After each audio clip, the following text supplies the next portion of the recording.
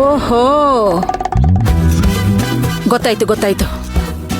ಯಾವಾಗ್ಲೂ ಗಲಾಟೆ ಮಾಡ್ತಾಳಲ್ಲ, ಈ ಮದ್ವೆ ಮನೆಗ್ ಬಂದಾಗಿಂದ ಅವಳದೇ ಧ್ವನಿ ಆಗ್ಬಿಟ್ಟಿದೆ. ಒಳ್ಳೆ ಕರೆಂಟ್ ಹೊಡ್ದಿರೋ ಕಾಗೆ ತರ ಇದ್ದಾಳೆ. ಅವಳು ಏನೋ ಹೆಸರು ಹೇಳಿದ್ಲು ಕಣಮ್ಮ. ಅಯ್ಯ, ಅವಳ ಹೆಸರು ಕಟ್ಕೊಂಡು ಏನಾಗ್ಬೇಕು? ಅವಳು ಯಾವಾಗ್ಲೂ ಏನೋ ಒಂದ್ ಕಿತಾಪತಿ ಮಾಡ್ತಾ ಇರ್ತಾಳಲ್ವಾ? ಹೌದು ರತ್ನಮ್ಮ, ನಮ್ಮತ್ತೆ ನಮ್ ಯಜಮಾನ್ರು ಇಬ್ರು ಅಲ್ಲ ಈ ಮದ್ವೆ ಮುಗಿಯೋ ತನಕ ಯಾವ್ದೇ ಕಾರಣಕ್ಕೂ ಯಾವ್ದಕ್ಕೂ ರಿಯಾಕ್ಟ್ ಮಾಡ್ಬೇಡ ಅಂತ ಮಾತು ತಗೊಂಡಿದ್ದಾರೆ ರತ್ನಮ್ಮ. ಅದಕ್ಕೆ ಸುಮ್ನೆ ಇದ್ದೀನಿ. ಇಲ್ಲೋ ಅಂದಿದ್ರೆ ಕೋಳಿ ಕಾಲ್ ಮುರ್ದಾಕ್ಬಿಡ್ತಿದ್ದೆ. ನಿಮ್ಮತ್ತೆ ಹೇಳದ್ರಲ್ಲೂ ಒಂದ್ ಅರ್ಥ ಇದೆ ಕಣಮ್ಮ. ಶುಭ ಕಾರ್ಯ ನಡೆಯುವಾಗ ಅದನ್ನ ಹಾಳ್ ಮಾಡ್ಬೇಕು ಅಂತಾರೆ ಒಂದಷ್ಟು ಜನ ಬರ್ತಾರೆ. ನೀನು ಒಂದ್ ಕೆಲ್ಸ ಮಾಡಮ್ಮ, ನೀನ್ ಅವಳ ಕಣ್ಗೆ ಬೀಳ್ಬೇಡ ಕಣಮ್ಮ. ಅವಳು ಏನ್ ಹೇಳಿದ್ರು ಕೇಳಿಸ್ಕೋಬೇಡ, ಮಾತಾಡ್ಬೇಡ. ಹಾ, ನೀವ್ ಹೇಳ್ತಾ ಇರೋದು ಕರೆಕ್ಟ್ ಆಗಿದೆ ರತ್ನಮ್ಮ. ಬಿಟ್ಟಾಕಮ್ಮ ಚಿಂತೆನ ಅಂತ ಹೇಳ್ತಾ ಇದ್ದೀನಿ. ಅಲ್ಲ, ನೀವ್ ಹೇಳುವಾಗ ನನ್ಗೆ ಹೂ ಅನ್ನಿಸ್ತು. ಅಲ್ಲ, ಆದ್ರೂ ಮದ್ವೆ ಮನೆ ಸುಶಾಂತ ನನ್ ಮೈದ್ನ.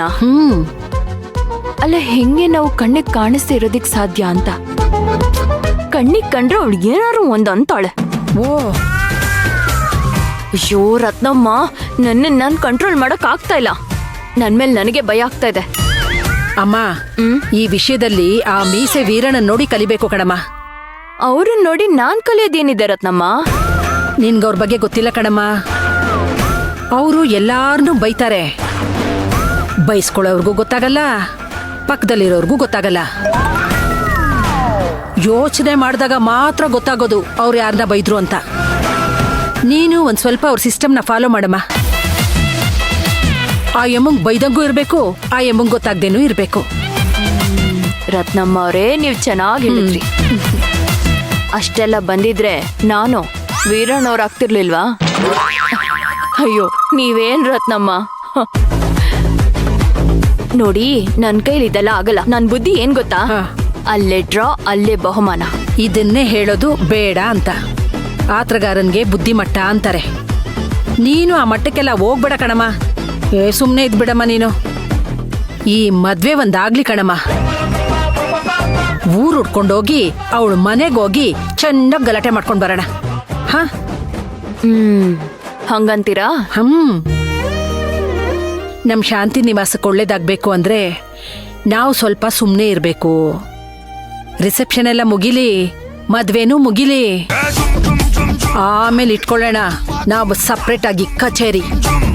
ಏನಂತೀರಾ? ಸರಿ ಸರಿ, ಬನ್ನಿ ನೀವು. ಬನ್ನಿ ಅಮ್ಮ, ನೀವು ಚೆನ್ನಾಗಿರಲ್ಲ ಇಲ್ಲಿ ಕೂತ್ಕೊಂಡ್ರೆ. ಇದೆ ಮನೆ. ಇದೇ ಮನೆನಾ? ಇದೆ.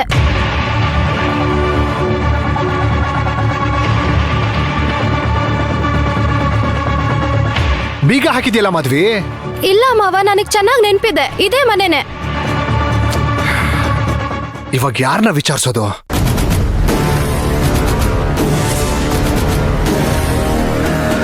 ಟೂಲೆಟ್ ಅಂತ ಹಾಕಿದಾರೆ. ಹಾ, ಈ ಮನೆ ಬಾಡಿಗೆಗಿದ್ಯಾ?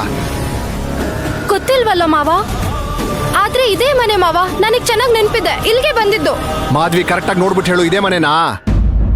ಪ್ರಾಮಿಸ್ ಮಾವ, ಇದೇ ಮನೆ. ನನಗ್ ನೆನ್ಪಿದೆ.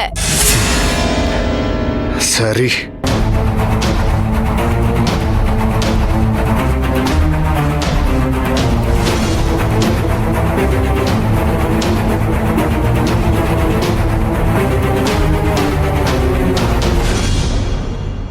ಹಲೋ ಸರ್, ನಮಸ್ಕಾರ ಸರ್. ಇಲ್ಲಿ ಮನೆ ಹತ್ರ ಟೂಲೆಟ್ ಬೋರ್ಡ್ ನೋಡಿದೆ. ಮನೆ ನೋಡ್ಬೋದಾ? ಸರಿ, ಆಯ್ತು, ಬನ್ನಿ ಸರ್. ನಾನು ಮನೆ ಆಚೆನೆ ನಿಂತಿದ್ದೀನಿ, ಬನ್ನಿ.